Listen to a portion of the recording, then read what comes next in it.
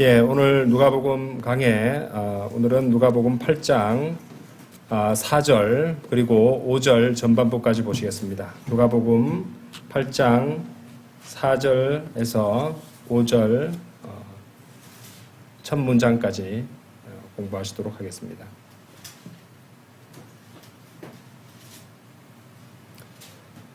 네, 제가 받들어 읽겠습니다. 그리고 많은 백성이 한데 모여 모든 도시에서 저마다 그분께로 나아오자 그분께서 비유로 말씀하셨느니라.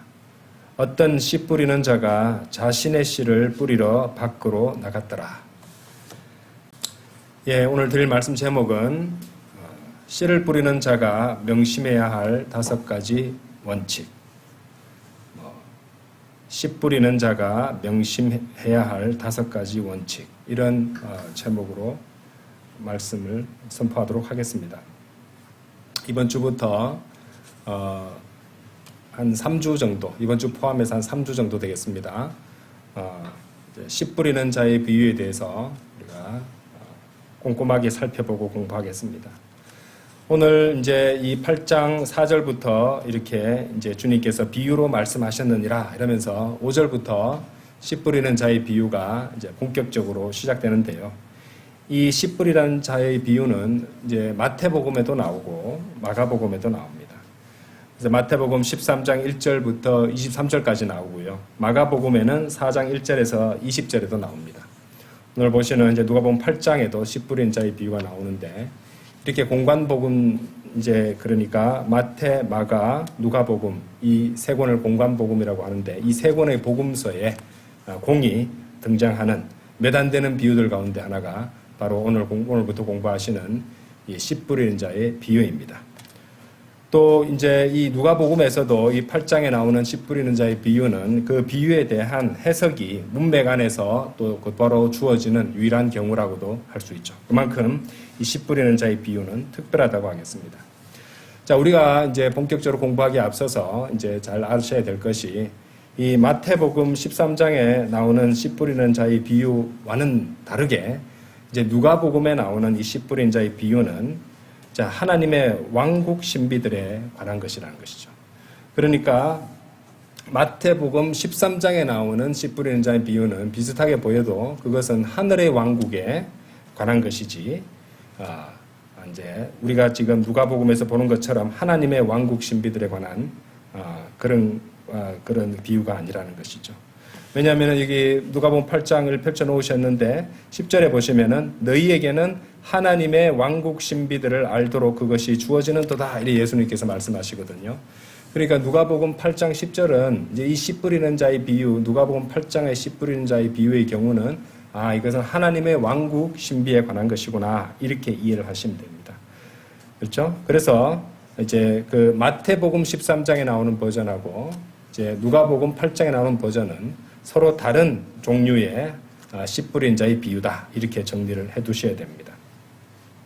마태복음 13장 11절 한번 열어보세요. 여기 오늘 본문 말씀 끼워놓으시고 마태복음 13장 11절에 보시면은 무엇이라고 말씀하시냐면은 직접 보는 게 제일 좋습니다. 이제 보면은 자, 그분께서 그들에게 대답하여 이같이 말씀하셨느니라. 이는 하늘의 왕국의 신비들을 아는 것이 너희에게 주어지나 그들에게는 그것이 주어지지 아니하기 때문이라. 이렇게 나오죠. 그러니까 마태복음 13장은 하늘의 왕국이라고 그렇게 분명히 말씀하신다는 것입니다.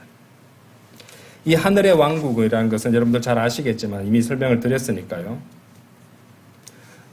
이제 이 물리적인 왕국을 말하는 것이죠. 그죠? 반면에 이제 하나님의 왕국은 영적인 왕국이고 하늘의 왕국은 물리적인 왕국이다. 이렇게 기본적으로 알고 계시고 이제 아시고 말씀을 보시면은 잘 이해가 되실 것입니다. 이제 마태복음 13장에도 이제 씨가 나오는데 마태복음 13장 거기 펼쳐 놓으셨으면 19절 한번 보십시오. 19절에 보시면은 그 씨도 좀 달라요. 이 19절에 보시면 마태복음 13장 19절에 보시면 어떤 이가 왕국의 말씀을 듣고 이래 나온다 그러거든요. 그렇죠? 이해하지 못하면 이런 식으로 그 사악한 자가 와서 그의 마음속에 뿌려진 것을 채가느니라. 그러니까 이 사람이 길가에서 씨를 받아들인 자라 이렇게 말씀하시잖아요. 그러니까 이 씨 뿌린 자의 비유, 이 마태복음 13장의 씨 뿌린 자의 비유에서 그 씨는 왕국의 말씀이라는 것을 우리가 알 수 있고요. 그렇죠? 그리고 그 왕국이라는 것은 아까도 말씀드렸지만 문맥상 문자적이고 물리적이며 가시적인 눈으로 볼 수 있는 하늘의 왕국이라는 것을 우리가 알 수 있습니다. 자, 그리고 그 하늘의 왕국이라는 것은 예수 그리스도께서 이제 문자적이고 물리적이고 가시적인 왕으로서 이제 다윗의 보좌에 앉아서 이 예루살렘으로부터 시작해서 모든 국가 민족을 다 다스리시는 통치하시는 그런 왕국을 말하는 것이죠.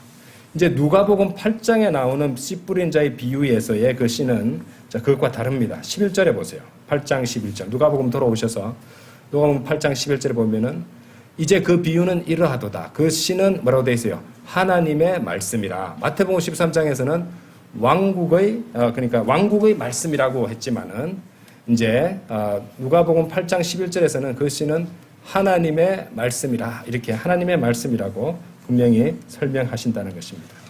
그러니까 이제 하나님의 말씀은 어떤 것이냐면은 이제 하나님의 왕국 안으로 이제 들어갈 수 있도록 새로운 출생이 일어나게 하는 그런 하나님의 말씀이죠. 그러니까 영적인 왕국인 하나님의 왕국 안으로 들어갈 수 있게 해주는 그런 새로운 출생을 이제 거듭나는 거잖아요. 새롭게 다시 태어나는 거, 새로운 출생을 하게 만드는 그런 하나님의 말씀을 말하는 것이에요. 베드로전서 여기 10절 1, 2, 3이니까 베드로전서 1장 23절 한번 보세요. 베드로전서 1장 23절 보시면은 그것을 우리가 다 볼 수 있습니다.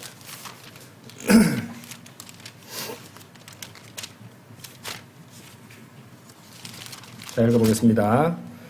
너희가 다시 태어나는 것이죠. 이제 사람들한테 많이 알려진 표현으로 거듭난다는 말입니다. 그죠? 다시 태어난 것은 썩을 수 있는 씨에서 난 것이 아니요 썩을 수 없는 씨에서 난 것이니 살아있고 영원토록 거하는 뭐라고 되어 있어요? 하나님의 말씀에 의한 것이라. 그래서 하나님의 말씀, 누가복음 8장에 나오는 씨는 하나님의 말씀이고 그 말씀에 의해서 다시 태어나는 것. 새로운 영적인 출생, 영이 다시 태어나는 그것을 가리키고 있다는 것입니다. 그리고 하나님의 왕국은 물리적인 하늘의 왕국과는 달리 영적인 왕국이라는 것이죠. 그래서 한 구절 더 보겠습니다. 하나님의 왕국에 관해서는 로마서 14장 한번 열어보세요. 로마서 14장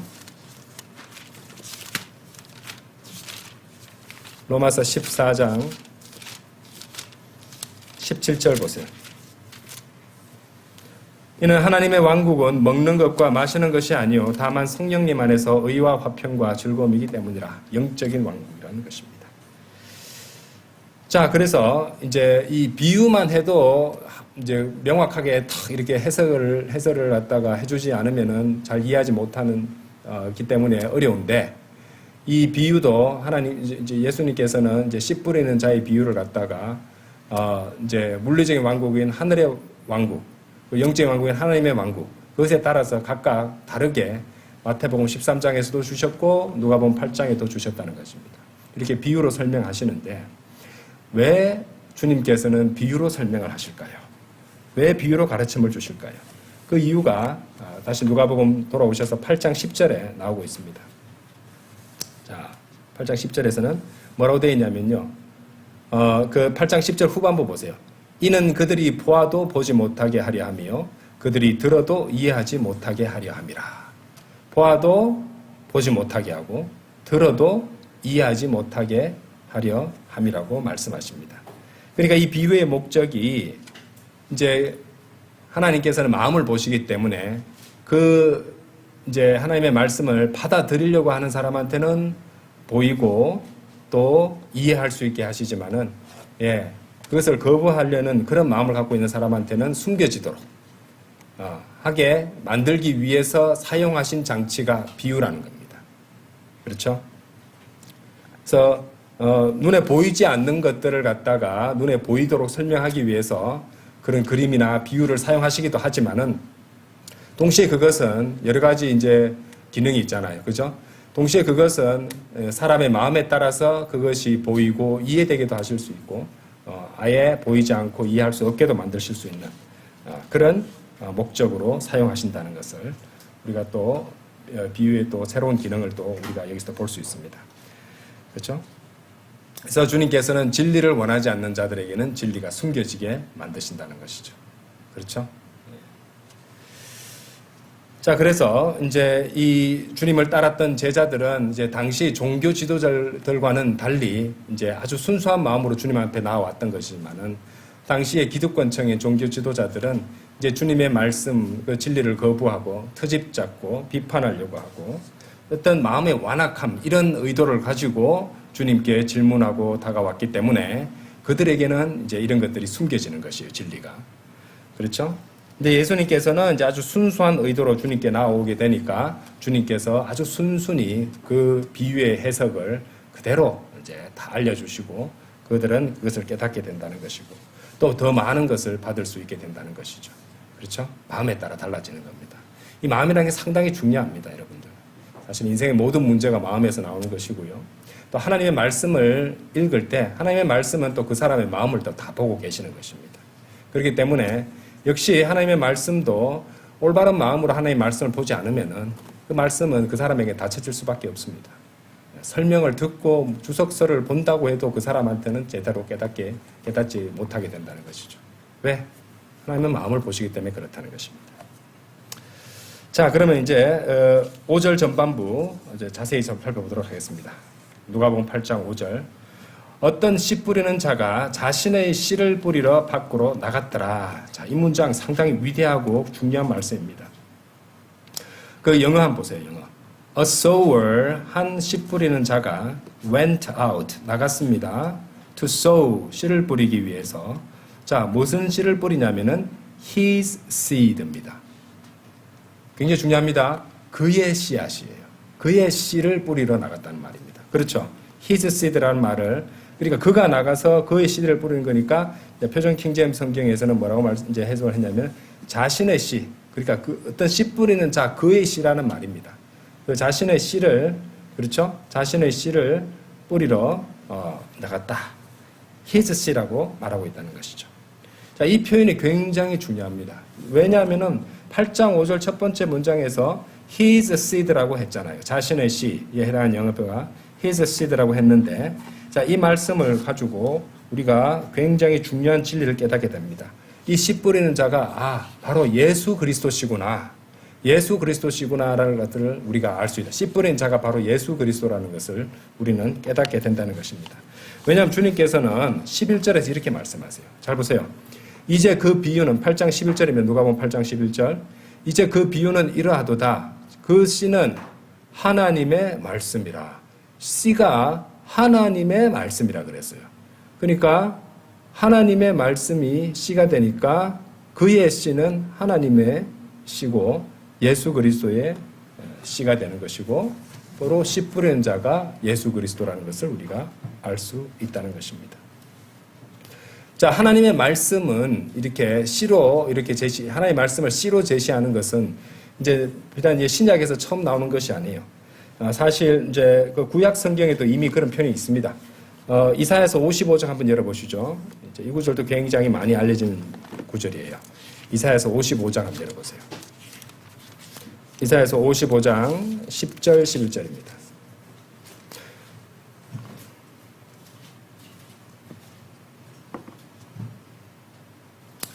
자, 제가 읽겠습니다. 이는 마치 비와 눈이 하늘로부터 내려와서 거기로 되돌아가지 아니하고 오히려 땅에 물을 주고 그것이 열매를 내게 하고 싹을 틔워서 그것이 씨 뿌리는 자에게는 씨를 먹는 자에게는 빵을 주는 것 같이 나의 입에서 나가는 내 말도 그러하도다. 내 말은 나에게 헛되이 되돌아오지 아니하리라. 오히려 그것은 내가 기뻐하는 것을 이행할 것이요 내 말은 내가 그것을 그리로 보낸 것 안에서 형통하리라. 이렇게 말씀하십니다. 그래서 이 이사야서 55장 10절 11절을 통해서 하나님의 말씀이 씨로 제시되고 있다는 것을 이제 구약 성경에서도 활용할 수 있다, 이제 발견할 수 있다는 말이죠.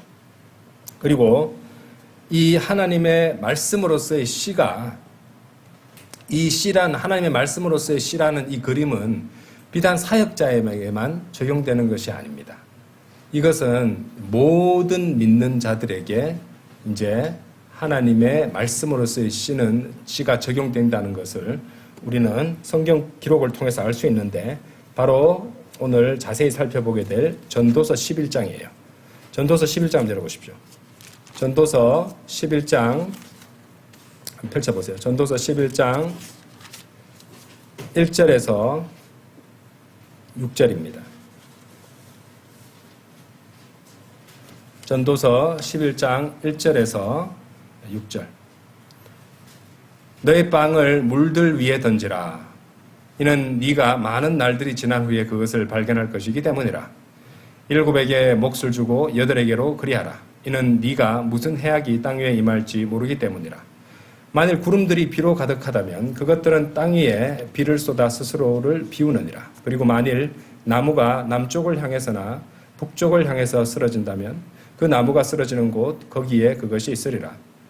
바람을 관찰하는 자는 씨를 뿌리지 아니할 것이요 구름들을 유념하는 자는 거두지 아니하리라. 영의 길이 무엇인지 또한 아이 벤 여자의 태 속에서 뼈들이 어떻게 자라는지 네가 모르듯이 바로 이처럼 너는 모든 것들을 만드시는 하나님의 역사들을 모르느니라. 아침에 너희 씨를 뿌리고 저녁에 너희 손을 거두지 말라. 이는 네가 이것이 형통할지 저것이 형통할지 아니면 그것들이 둘 다 동일하게 잘 될지 모르기 때문이라. 여러분들 알쏭달쏭할 것 같으면서도 알 것도 같고 그죠? 예, 조금 어려운 말씀 같기도 하고 이렇게 되지만은 사실 이 말씀 오늘 이 전도서 11장 1절에서 6절에는 굉장히 위대한 진리가 담겨 있습니다. 그래서 씨 뿌리는 자의 비유를 본격적으로 다음 주, 그 다음 주 이렇게 살펴보시기에 앞서서 오늘 저 제목 말씀대로 씨 뿌리는 자가 명심해야 될 5가지 원칙들을 이 말씀을 통해서 여러분들에게 제시하고자 합니다. 자, 씨 뿌리는 자가 명심해야 될 5가지 원칙들. 첫 번째로 씨를 뿌리면 반드시 그 결실을 보게 될 것이라는 것이에요. 첫 번째 원칙입니다. 씨를 뿌리게 되면 반드시 그 결실을 보게 된다는 것입니다. 이 전도서 11장 1절 다시 보세요. 너의 빵을 물들 위에 던지라. 이는 네가 많은 날들이 지난 후에 그것을 발견할 것이기 때문이라. 성경 기록은 그것을 발견할 것이라고 말씀하십니다. 그렇죠? 하나님의 말씀이 이제 빵에도 그렇죠? 빵에도 비유됩니다. 그렇죠? 씨에도 비유되지만 빵에도 비유되거든요. 그리고 이 빵을 물들 위에 던지면은 많은 날들이 지난 후에 그것을 발견할 것이기 때문이라. 이렇게 물들 위에 빵을 던지라고 명령하시는 것이죠. 자, 왜 결실을 보게 되는 것을 우리가 확신할 수 있냐면요. 아까도 보셨듯이 하나님께서는 그분의 말씀이 하나님의 말씀이 결코 헛되이 되돌아오지 않게 하실 것이라고 이사야서 55장 11절에서 약속하셨기 때문입니다. 제가 다시 읽어드릴게요. 나의 입에서 나가는 내 말도 그러하도다. 내 말은 나에게 헛되이 되돌아오지 아니하리라. 오히려 그것은 내가 기뻐하는 것을 이행할 것이요 내 말은 내가 그것을 그리로 보낸 것 안에서 형통하리라. 이사야서 55장 11절에서 분명히 내 말은 나에게 헛되이 되돌아오지 아니하리라고 말씀하셨거든요. 우리가 말씀의 씨앗을 뿌리면 그 빵을 물 위에 던지면 말씀을 선포하고 전하면 그것은 헛되이 되돌아오지 않는다는 것입니다. 반드시 그 결실을 보게 된다는 것이죠. 그렇기 때문에 우리가 말씀의 씨를 뿌릴 때 때때로 즉각적인 결과가 보이지 않는다 하여 낙심하거나 실망해서는 안 된다는 것입니다. 그렇죠?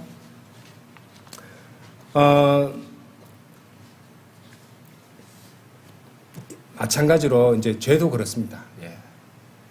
죄를 짓고 나서 그런 일이 이제 우리가 죄를 짓거나 나쁜 실수를 하거나 나쁜 죄를 지었을 때 그것에 대한 징벌이 속히 이행되는 건 아니에요. 한참 시간이 지나고 나서 우리가 뿌린 것들을 거두게 되는 일이 있기 때문에 사람들은 죄를 지어도 된다고 착각하는 경우가 많습니다. 내가 이렇게 해도 나한테 아무 일도 나에게 일어나지 않네. 해도 되나 보다. 이거 별거 아닌가 보다. 하지만 하나님께서는 그것들을 다 기억하고 계시고 기록해 두셨다가 반드시 그것에 걸맞게 거두게 하시거든요. 예, 무시무시할 만큼 정확하게 거두게 하시고 같은 종류로 거두게 하시고 더 많이 거두게 하시고 그렇게 하십니다. 자, 좋은 것도 마찬가지죠. 그죠? 말씀의 씨앗을 뿌렸다면요. 헛되이 되돌아오지 않습니다. 당장 내가 원하는 방식과 내가 원하는 시점에 그 결실이 나타나지 않는다고 해서 그것이 헛되이 이제 되돌아오거나 아무 소용없는 것이 아니에요. 그것은 적합한 때가 되면 다 결실로 나타나게 된다는 것입니다. 그렇죠? 성경 기록은 또 이제 약속하신 열매가 결국에는 나타날 것이라는 것을 여러 군데에서 증거하시는데요. 갈라디아서 6장 9절 한번 보세요. 갈라디아서 6장 9절. 그죠?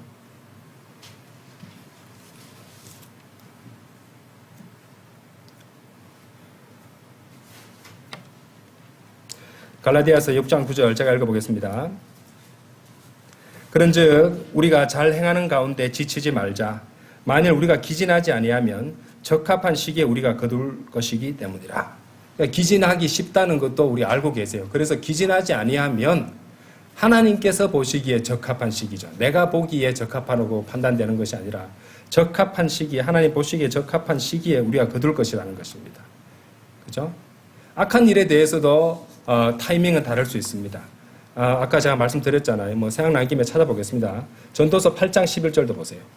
이는 악한 일에 대한 판결이 신속하게 집행되지 아니하기 때문이라. 그러므로 사람들의 아들들의 마음이 그들 안에서 악을 행하기로 완전히 정해지는도다. 그렇죠. 그래서 씨를 뿌리든 악한 일을 행하든 그 즉시 어떤 결과는 그 즉시 나타나기도 하지만 많은 경우에 대다수는 즉시 안 나타납니다. 그렇기 때문에 사람들이 아주 대담해지는 것이에요. 악을 행하기로 완전히 이제 그 마음이 정해져 버린다는 것이죠. 그래서 그 마음이 드러나게 돼 있다는 것입니다. 그리고 이제 우리가 아까 그 갈라디아서 6장 9절에도 보셨듯이 우리가 잘 행하는 가운데 또 우리가 말씀을 선포하고 주님을 섬기면은 당장 내가 원하는 방식과 원하는 타이밍에 그 시기에 결실이 나타나지 않는다 할지라도 적합한 시기에 거둘 것이라고 성경은 약속하십니다. 그렇기 때문에 여러분이 잘 행하고 있다면 신실하게 씨를 뿌리고 낙심하고 지치는 일은 없어야 될 것입니다. 마귀는 참으로 여러 가지 시험과 박해와 고난으로 우리를 기진하게 만들 수 있을 것입니다. 하지만 하나님께서 정하신 이 적합한 시기가 되면 우리는 반드시 거둘 것이라는 것을 확신하고 살아야 됩니다. 시편 말씀에도 우리는 그 점을 우리가 그러한 약속을 확인할 수 있는데요. 시편 126편 한번 열어보십시오. 시편 126편 5절 6절입니다.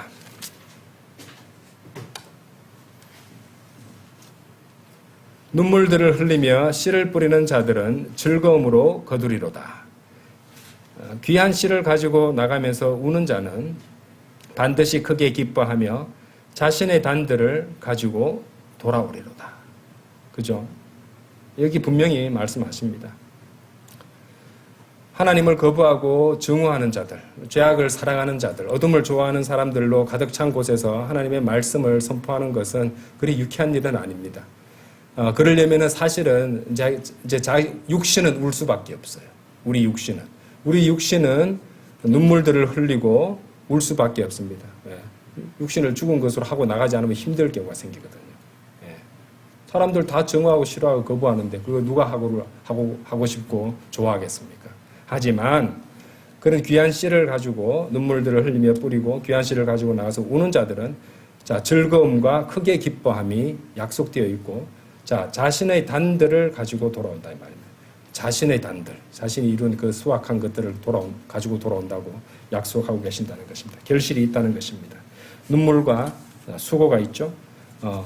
그리고 그런 어떤 또 변하지 않고 불쾌하고 힘든 그런 감정도 있을 것입니다. 하지만 그렇다 할지라도 말씀을 선포하고 뿌린 자는 그 씨를 뿌린 사람은 반드시 즐거움과 큰 기쁨으로 거두게 된다는 약속입니다. 그래서 반드시 우리는 이제 씨를 뿌렸다면 열매들과 단들을 가지고 돌아오는 때가 있다는 것을 확신하고 믿고 그렇게 씨를 뿌려야 된다는 것이죠. 씨 뿌리는 자가 명심해야 될 원칙들 두 번째로요. 씨 뿌리는 자는 넉넉하게 뿌려야 됩니다. 넉넉하게 뿌려야 돼요. 전도서 11장 다시 가보세요. 전도서 11장 2절이에요. 2절. 7에게 몫을 주고 8에게도 그리하라. 이는 네가 무슨 해악이 땅 위에 임할지 모르기 때문이라. 여러분들 우리가 성경 기록 속에 있는 숫자들에 대해서 우리가 배웠지 않습니까? 7은 성경에서 완전과 완성을 의미한다는 것을 배웠어요. 그러면 7을 주면은 7에게 몫을 줬으면 충분하다고 생각할 수 있습니다. 완전하게 다 줬으니까요. 완성했습니다. 그런데 성경은 뭐라고 말씀하시냐면요. 완전한 7에서 더 나아가 8에게로 그리하라. 라고 한 단계 더 나아가서 그렇게 이제 몫을 주라고 명령하십니다. 그렇죠? 이런 원리예요. 7에 줬다고 다 됐다고 충분하다고 생각하지 말고 더 나아가서 넉넉하게 주라는 겁니다. 8에게도 몫을 주라는 것입니다. 이런 7과 8의 원리가요. 자, 시편 90편 한번 열어보세요. 여기도 나와요. 시편 90편. 90편 10절 보세요.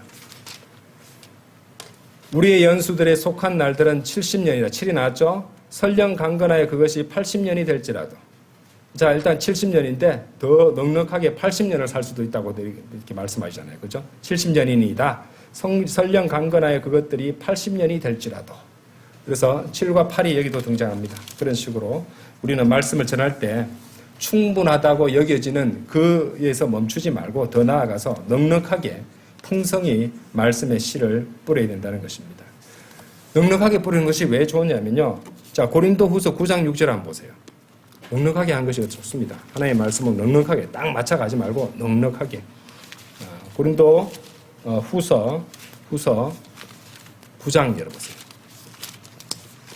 고린도후서 9장 몇 절일까요? 6절이에요. 다만 내가 이것을 말하노니 인색하게 뿌리는 자는 또한 인색하게 거둘 것이요. 그죠? 뿌린 대로 거두게 하십니다. 그렇죠? 넉넉하게 뿌리는 자는 또한 넉넉하게 거두리라는 것이라. 이것이 주님의 원칙이에요. 그렇죠? 그래서 우리는 넉넉하게 뿌려야 됩니다. 그럼 어떻게 말씀을 넉넉하게 뿌릴 수 있는가? 예. 말씀을 넉넉하게 뿌리려면요. 당연히 시기에 맞든지 시기에 맞지 아니하든지 절박하게 뿌리고 있어야 돼요. 디모데후서 4장 2절 한번 보세요. 디모데후서 4장 2절. 말씀을 선포하라. 씨를 뿌리라는 말씀이죠. 시기에 맞든지 시기에 맞지 아니하든지 절박하게 하라. 그죠? 혹시나도 하는 마음에 넉넉하게 풍성하게 뿌리고 있어야 됩니다. 모든 오래 참음과 교리로 책망하고 꾸짖으며 권면하라 이렇게 말씀하시죠. 그렇죠? 또한 넉넉하게 뿌리려면 어떻게 해야 될까요? 여러 대상들에게 뿌려야 됩니다. 그렇죠? 모든 창조물에게 저마다 복음을 전하라고 성경은 명령하세요. 마가복음 16장 한번 열어보세요. 마가복음 16장. 마가복음 16장.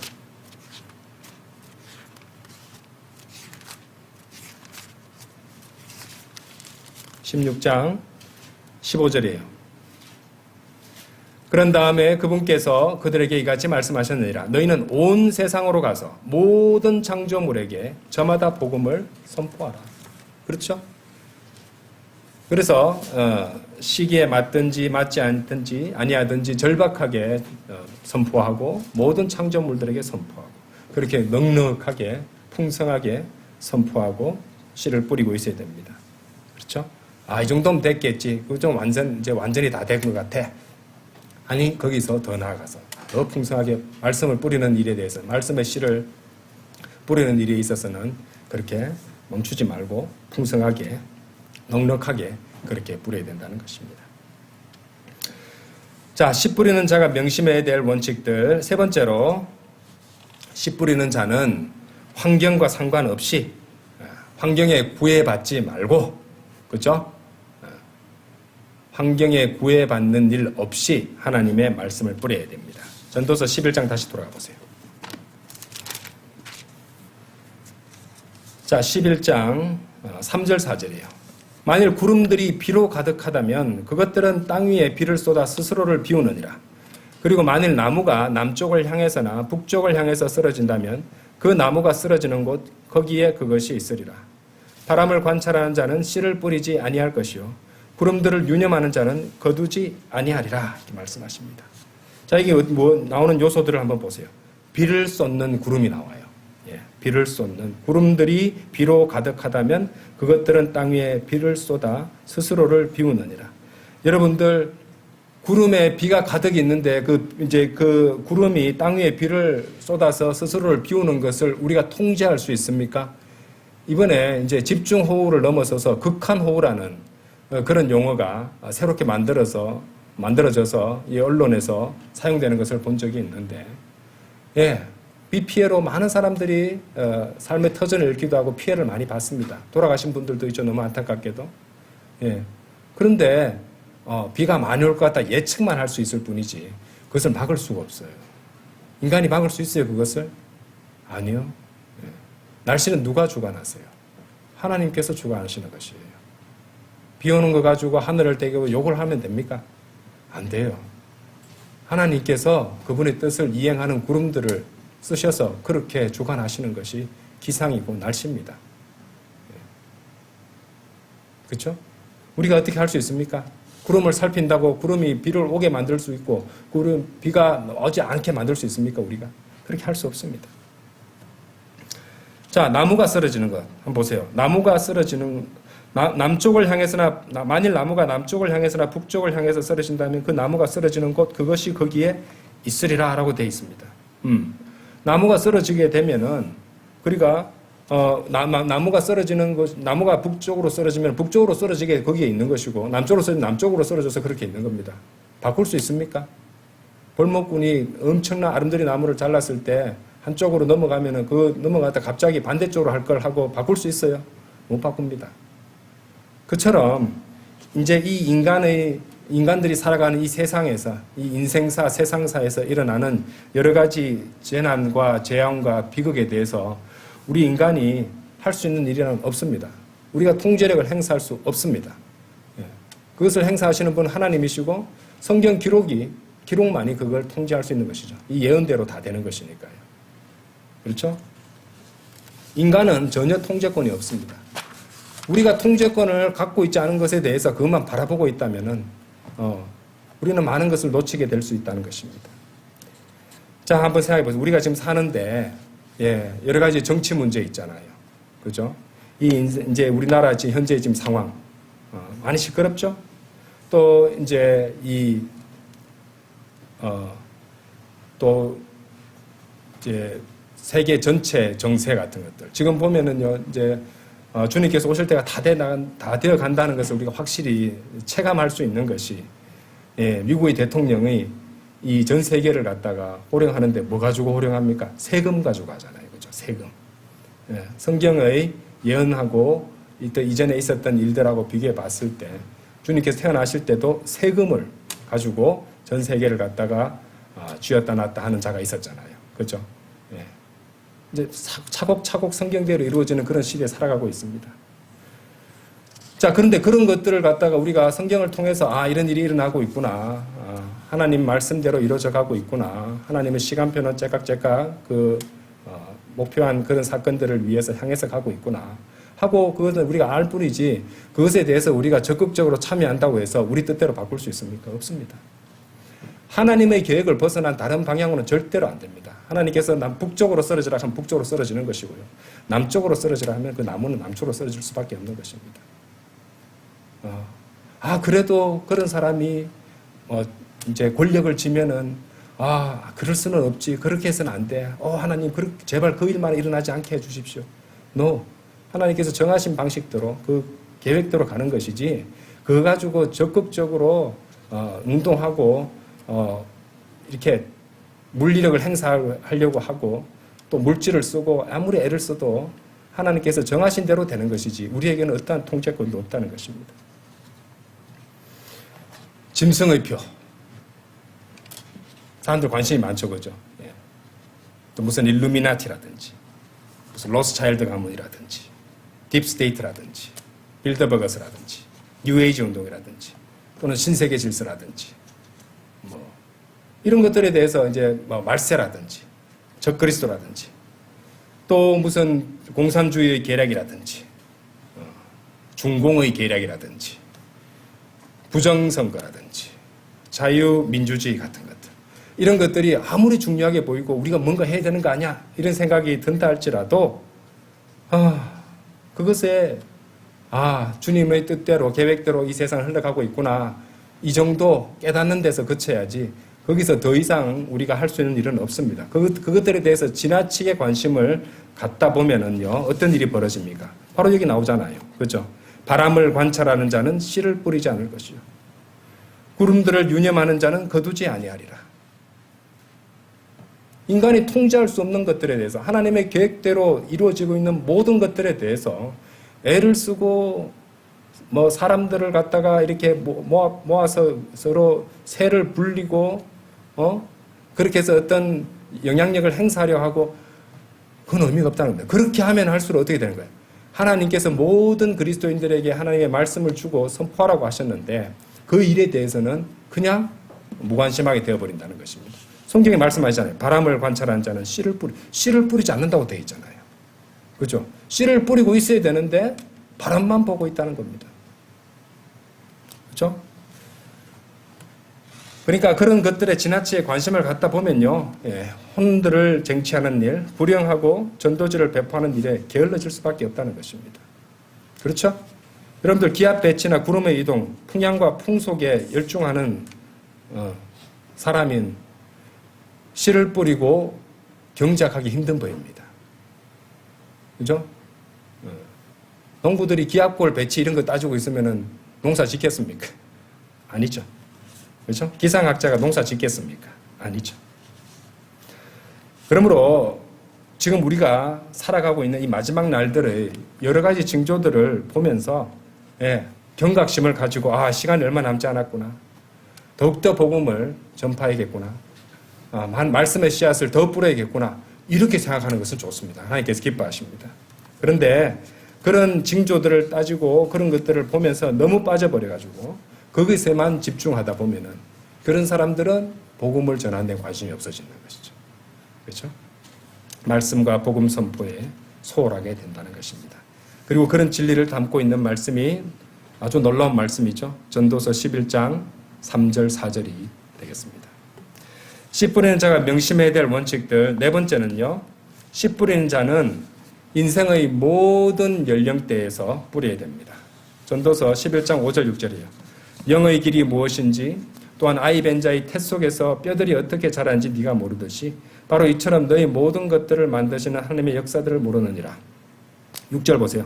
아침에 너희 씨를 뿌리고 저녁에 너희 손을 거두지 말라. 이는 네가 이것이 형통할지 저것이 형통할지 아니면 그것들이 둘 다 동일하게 잘 될지 모르기 때문이라 이렇게 말씀하십니다. 자, 이 아침과 저녁이 뭐겠습니까, 여러분들? 인생의 아침과 인생의 저녁입니다, 여러분들. 인생의 아침과 인생의 저녁이에요. 그러니까 나는 어리다고 복음 안 전해도 된다. 나는 너무 나이가 많아서 복음 안 전해도 된다. 이런 게 없다는 겁니다. 그죠? 그리스도인은 나이가 어리든지 나이가 많든지 씨를 뿌려야 됩니다.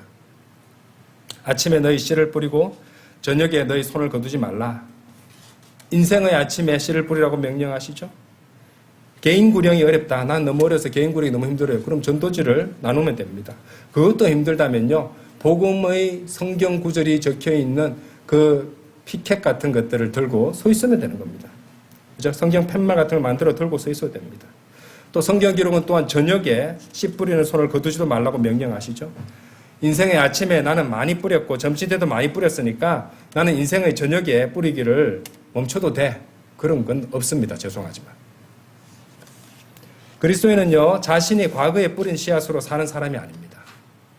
잘 들으세요. 중요한 것은 그리스도인이 지금 뿌리고 있느냐에 달린 거예요. 한번 생각해 보세요. 나는 1년 전에 성경을 정말 많이 읽었어. 올해는 좀 적게 읽어도 될 것 같아. 난 지난달에 성경을 굉장히 많이 읽었으니까 이번 달은 한 달 쉬려고. 그런 건 없습니다. 그렇죠? 지금 성경을 읽고 있느냐. 이게 중요하잖아요. 현재 뿌리고 있느냐. 이게 중요한 것입니다. 그렇죠? 과거에 내가 어떤 일을 했다. 이것은 현재 여러분의 신앙에 아무런 의미가 없습니다. 아까 다시 한번 강조드리지만 그리스도인은 과거에 했던 일에 뿌리 내리고 사는 사람이 아니에요. 과거에 뿌린 씨앗으로 사는 사람이 아닙니다. 중요한 것은 지금 뿌리고 있느냐.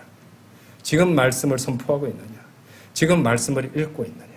지금 기도하고 있느냐. 이겁니다. 나는 이전에 성경을 번역했고 나는 이전에 이만큼 큰 교회를 운영했고 나는 이전에 이렇게 큰 사역을 갖다가 성공적으로 했어. 그러니 지금의 나도 아주 위대한 거야. 그런 건 없습니다. 과거는 과거일 뿐. 자만하지 말자. 지금이 중요하다는 말이에요. 아시겠죠? 자, 5절 말씀 다시 보세요. 5절 말씀. 영의 길이 무엇이며 또한 아이 벤 여자의 태 속에서 뼈들이 어떻게 자라는지 네가 모르듯이 바로 이처럼 너희 모든 것들을 만드시는 하나님의 역사들을 모르느니라. 하나님의 역사들을 알지도 못하는 인간이 어떻게 자기 판단으로 어떻게 행동할지, 동일하게 잘 될지, 언제 어떻게 될지 알지 못하기 때문에, 그렇죠? 그렇다면은 이 정도 했으면 됐어. 지금 해봐야 별로 도움이 안 돼. 이건 하나님보다 본인이 더 잘한다고 생각하는 거 아닌가요? 우리는 성경은 뭐라고 말씀하십니까? 예? 네가 모르듯이 아이 벤 여자의 태 속에서 뼈들이 어떻게 자라는지 여러분 아시나요? 우리 성도님 중에 이제 한 분도 우리가 이제 뱃속에 아이가 이제 곧 태어나잖아요. 뼈들이 어떻게 자라는지 알고 있습니까? 알 수 없잖아요. 모른다고 말씀하십니다. 그렇죠? 바로 이처럼 너는 모든 것들을 만드신 하나님의 역사들을 모르느니라. 그래서 6절에서 뭡니까? 이것이 형통할지 저것이 형통할지 아니면 그것이 둘 다 동일하게 잘 될지 모른다고 하시는 거예요. 모르기 때문에 항상 지금 뿌리고 있어라 이 말입니다. 예. 아시겠죠?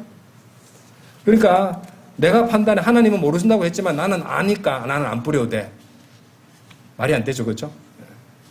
그렇게 여러분들 성경 말씀을 그렇게 곡해서는 안 됩니다.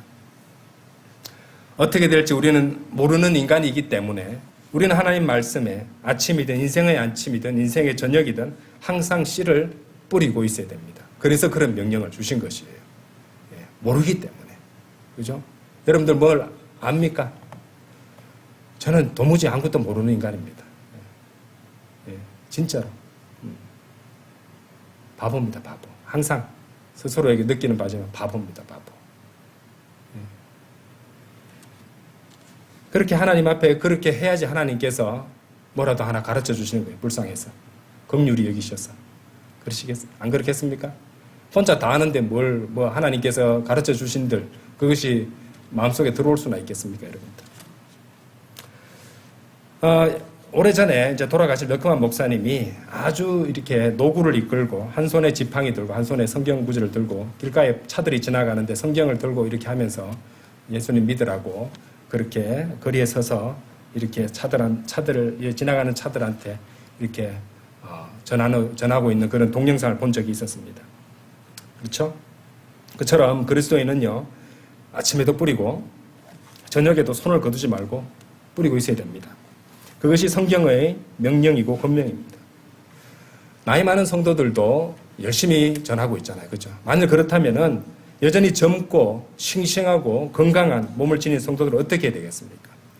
나는 초등학생이라서 안 돼. 나는 아직 고등학교를 졸업하지 않아서 안 돼. 아닙니다. 건강한 몸을 주셨으면 뭐라도 주님을 위해서 해야 된다는 것이죠. 나는 어려서 안 돼. 나는 몰라. 아니, 그러면은 내가 그랬잖아요. 팻말이라도 들고 서 있으면 된다고. 그죠? 전도지 나누는 게 뭐 어렵습니까? 전도지 말씀들이 다 쓰여져 있잖아요. 말 그대로 씨를 뿌리고 있는 거잖아요. 그렇죠? 자, 씨 뿌리는 자가 명심해야 될 원칙들. 마지막 5번째 원칙은요.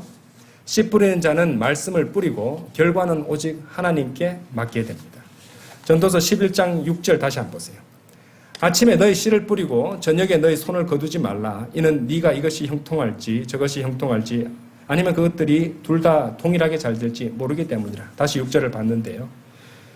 자, 이처럼 이 명령에서 우리가 보시듯이 자, 우리가 누가복음 8장의 씨 뿌린 자의 비유에서 씨가 하나님의 말씀이라는 것을 가지고 그 말씀의 씨와 연관된 전도서 11장 말씀으로 봤고 여기에서 씨 뿌린 자가 명심해야 될 5가지 원칙들을 살펴보고 있는데 자, 그처럼 모든 구원받은 성도들에게 하나님의 말씀이 맡겨져 있다는 것은 모든 구원받은 성도들이 씨를 뿌릴 사명이 그 사람들 각각에게 주어져 있다는 것을 의미합니다. 그래서 우리의 사명은요, 주님의 말씀을 뿌리는 것이에요. 바람을 살피고 구름들을 유념하고 자기 생각에 아침에 뿌렸다고 저녁에 손을 거두고 해서는 안 돼요. 결실과 성과가 보이든지 보이지 않든지 그 결과와 성패는 오직 주님께 맡겨드리고 우리는 뿌리라고 하셨으니 뿌리기만 하면 되는 겁니다. 고령한 사람 수에 연연하고 희비가 교차되는 것은 하나님을 신뢰하는 자세가 아니에요. 적합한 때가 되면 거둔다고 하셨기 때문에 20년이 걸릴 수도 있습니다.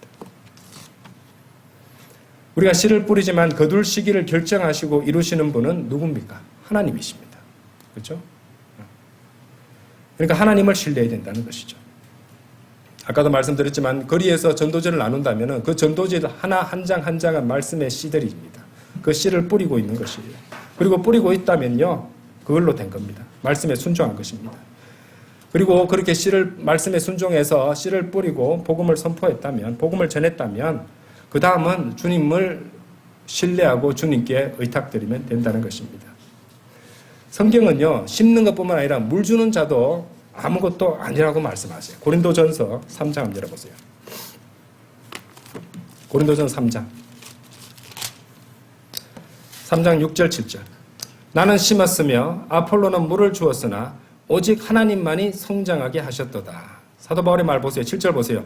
그렇기에 심는 자도 아무것도 아니요, 물을 주는 자도 아무것도 아니요, 오직 성장하게 하시는 하나님만이 모든 것이라고 말씀하십니다. 하나님만이 모든 것이라고 말씀하시는 것이에요. 그렇죠? 자, 사람은요, 그러니까 하나님께서 위탁하신 이 하나님의 말씀, 그 씨를 갖다가 심고 물 주는 것, 그것까지만 할 수 있습니다. 예. 그리고 나머지 성장하게 해서 열매 맺고 하는 것은 이제 하나님께서 주시는 것입니다. 에스겔 3장 한번 열어보세요. 에스겔 3장.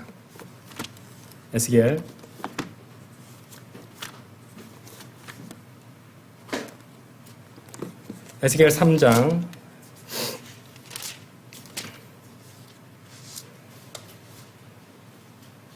17절에서 19절입니다.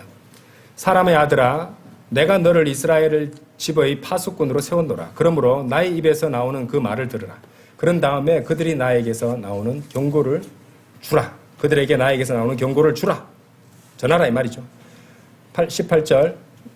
내가 악인에게 말하기를 너는 반드시 죽으리라 하는데 네가 그에게 경고를 주지 아니하고 자신의 사악한 길에서 떠나 자기 생명을 구하도록 그 사악한 자에게 경고하는 말도 하지 아니할 때면 바로 그 사악한 사람은 그의 죄악 가운데 죽을 것이나 나는 그의 피를 너의 손에서 요구하겠노라. 뿌리라는 씨를 뿌리지 않아, 말씀을 전하지 않았으니까 말씀의 씨를 뿌리지 않은 것에 대해서 너의 손에서 그의 피를 요구하겠다고 말씀하세요. 19절 보세요. 그렇지만 만일 네가 그 사악한 자에게 경고하였는데 또 그가 그의 사악함에서나 그의 사악한 길에서도 돌이키지 아니하는 경우에는, 말씀을 전했는데도 이 사람이 돌이키지 않았어요. 구원받지 못했어요. 그가 그의 죄악 가운데 죽을 것이나 너는 너의 혼을 구출한 것이니라. 그렇게 말씀하십니다.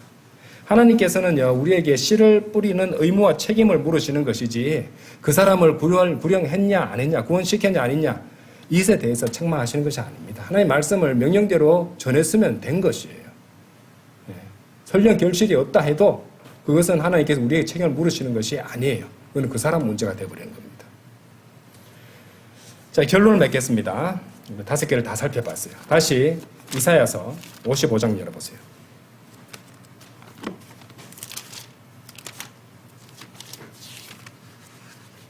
이사야서 55장 11절 다시 보세요.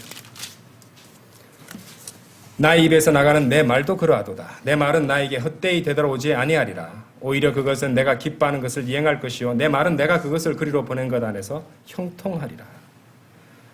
자, 열매를 맺고 주님께서 기뻐하시는 것을 이행하고 형통하는 것은 우리가 아닙니다.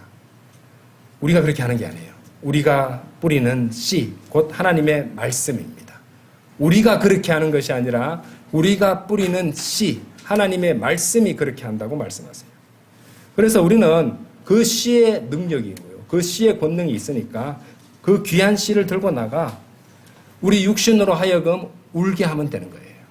우리 육신을 죽은 것으로 여기고 우리 육신으로 하여금 울게 하면 됩니다. 그리하면 우리는, 육신은 울고 있으니까 보잘것없고 잘 드러나지 않고 그 말씀이 그 빛이 나겠죠. 그죠? 예. 그러면은 아까 보셨던 시편 126편 6절의 말씀처럼 반드시 즐거워하고 크게 기뻐하며 우리 각자의 단들을 가지고 돌아오게 될 것입니다, 여러분들. 잊지 마십시오. 권능과 능력은 말씀에 있는 것이죠. 하나님의 말씀 그것에 있는 것이지 우리 자신에게 있는 것이 아니에요. 착각하시면 안 됩니다. 마지막으로 누가복음 4장 32절을 읽어드리고 마치도록 하겠습니다. 그러자 그들은 그분의 교리에 깜짝 놀랐으니 그분의 말씀에 권능이 있었기 때문이라. 우리가 전하는 그 말씀의 권능이 있는 것이고 여러분이 아침마다 펼쳐놓고 읽는 그 말씀의 권능이 있는 것이고 여러분들의 인생에서 변화를 일으키는 것도 그 말씀의 권능이 있기 때문에 그 말씀을 마음판에 생기고 순종하는 성도에게 귀한 변화가 생긴다는 것입니다. 오늘 여러분들에게 전해드린 이 5가지 씨 뿌린 자가 반드시 알아야 되는 5가지 원칙에 대해서 명심하시고 주님 오실 때까지 낙심하지 말고 게으름 피우지 말고 부지런히 씨 뿌리는 그런 자로서 주님께 발견되기를 간절히 바라곤 합니다. 다시 기도드리겠습니다.